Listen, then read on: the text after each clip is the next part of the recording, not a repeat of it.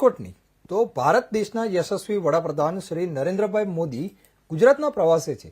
ત્યારે ગઈકાલે એટલે કે 10 તારીખના રોજ દેશના વડાપ્રધાન દેવાધિદેવ મહાદેવ અને પ્રથમ જ્યોતિર્લિંગ એવા સોમનાથ મંદિર ખાતે આવશે। જે બાદ આજે એટલે કે 11 તારીખના રોજ રાજકોટ ખાતે યોજાનારા સૌરાષ્ટ્ર કચ્છની સૌથી મોટી વાઇબ્રન્ટ સમિટ તરફ પ્રયાણ કરશે। અંદાજિત બપોરના 1 વાગ્યા બાદ પીએમ મોદી રાજકોટ ખાતે બેડી માર્કેટિંગ યાર્ડ ખાતે બનાવેલા હેલિપેડ લેન્ડિંગ સ્થળ પર ઉતરશે અને એસપીજી સહિત અન્ય સુરક્ષા એજન્સીઓ સાથે વાઇબ્રન્ટ સમિટ યોજાનાર મારવાડી કોલેજ ખાતે પહોંચશે અને રાજકોટના મારવાડી યુનિવર્સિટી ખાતે 2 દિવસ માટે યોજાનાર વાઇબ્રન્ટ સમિટને પીએમ મોદી દ્વારા ખુલ્લો મૂકવામાં આવશે। આ સમિટ 55 એકર જેટલી વિશાળ જગ્યામાં એક્ઝિબિશન ડોમમાં ઊભા કરવામાં આવ્યા છે। સાથે જ એક્ઝિબિશનમાં 26,400 જેટલા સ્ક્વેર મીટર એરિયામાં 6 જેટલા ડોમ બનાવવામાં આવ્યા છે।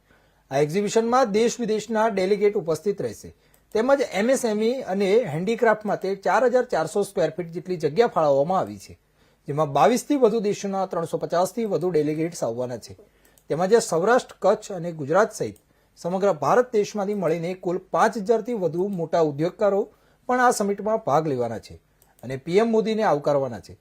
ત્યારે 2 દિવસ ચાલનારા વાઇબ્રન્ટ સમિટમાં સુરક્ષાના ભાગરૂપે રાજકોટ શહેર અને જિલ્લા પોલીસ પણ ચુસ્ત પોલીસ બંદોબસ્ત ગોઠવી દેવામાં આવ્યો છે, જેમાં રાજકોટ રેન્જ આઈજી અને બોર્ડર રેન્જ આઈજી એમ કુલ 2 આઈજી, રાજકોટ શહેર પોલીસ કમિશનર, જિલ્લા પોલીસ વડા, 11 જેટલા ડીસીપી, 30 જેટલા એસીપી, 90 પીઆઈ, 235 પીએસઆઈ અને 2,560 જેટલા પોલીસમેન તેમજ હોમગાર્ડ અને ટીઆરબીના જવાનો ખડે પગે રહેશે।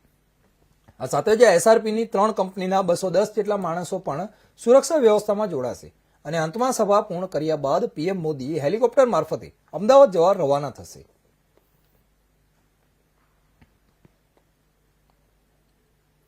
નરેન્દ્ર મોદી ગુજરાતના પ્રવાસે છે ત્યારે સોમનાથ બાદ જે કહેવાય કે રાજકોટ ખાતે આવશે ત્યારે મારી પાસેના દ્રશ્ય જોઈ રહ્યા છો કે રાજકોટની આ મારવાડી યુનિવર્સિટી છે જ્યાં સૌરાષ્ટ્ર કચ્છનો સૌથી મોટો વાઇબ્રન્ટ સમિટ યોજાવાનો છે। ત્યારે આ સમિટના જે કહેવાય નરેન્દ્ર મોદીના હસ્તે ખુલ્લો મૂકવામાં આવશે। સાથે જ જે કહેવાય કે અલગ અલગ દેશના જે ડેલિગેટ્સો છે તે પણ ઉપસ્થિત રહેવાના છે અને જે 22 જેટલા દેશના જે ડેલિગેટ્સો છે તે ઉપસ્થિત રહેશે। સાથે જ 5,000થી જે ભારત સમગ્ર સૌરાષ્ટ્ર અને ગુજરાતના જે ઉદ્યોગકારો છે તે પણ ઉપસ્થિત રહેવાના છે।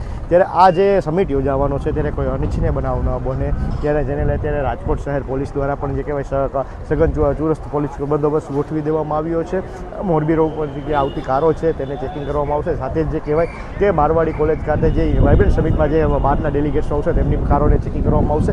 સાથે અત્યારે જો વાત કરીએ તો અત્યારે જે કહેવાય કે પોલીસ દ્વારા જે કડક પોલીસ બંદોબસ્ત ગોઠવી દેવામાં આવ્યો છે, જેમાં જે વાત જોઈએ તો અત્યારે 2 જે રેન્જ આઈજી છે, રાજકોટ શહેર range IG, Rajkot range IG અને રાજકોટ બોર્ડર રેન્જ આઈજી સહિતના 2 રેન્જ આઈજી છે। પોલીસ કમિશનર રાજકોટ શહેરના તેમજ રાજકોટ જિલ્લા પોલીસ વડા તેમજ વાત કરીએ તો 30 જેટલા જે 11 જેટલા ડીસીપી છે, 30 જેટલા એસીપી છે, 90 જેટલા પીઆઈ, 235 જેટલા પીએસઆઈ અને 2,560 જેટલા પોલીસમેન તેમજ હોમગાર્ડ અને ટીઆરબીના જવાનોને સ્ટેન્ડ બાય રાખવામાં આવે છે। સાથે જ કહેવાય કે સુરક્ષાને જે પગલાઓને ધ્યાને રાખી 3 આરઆરપી કેમ્પની જે 3 કંપનીઓ છે તેના 20 જેટલા 210 જેટલા કહેવાય કે પોલીસ બહેનો છે તેને પણ ખડે પગે રાખવામાં આવે છે। ત્યારે દેશના વડાપ્રધાન નરેન્દ્ર મોદી જ્યારે વાઇબ્રન્ટ સમિટને જ્યારે સંબોધવાના છે ત્યારે કોઈ અનિચ્છનીય બનાવ ન બને ત્યારે સતર્કતાના ભાગરૂપે અત્યારે પોલીસ દ્વારા પણ અત્યારે ખડે પગે રહી અને જે કહેવાય વાઇબ્રન્ટ સમિટ પૂરો થાય તેવી અત્યારે કામગીરી હાથ ધરવામાં આવી છે। કેમેરામેન હાર્દિક મોરણે સાથે પ્રતિક લીંબાણી, ઇન્ડિયા ન્યૂઝ, રાજકોટ।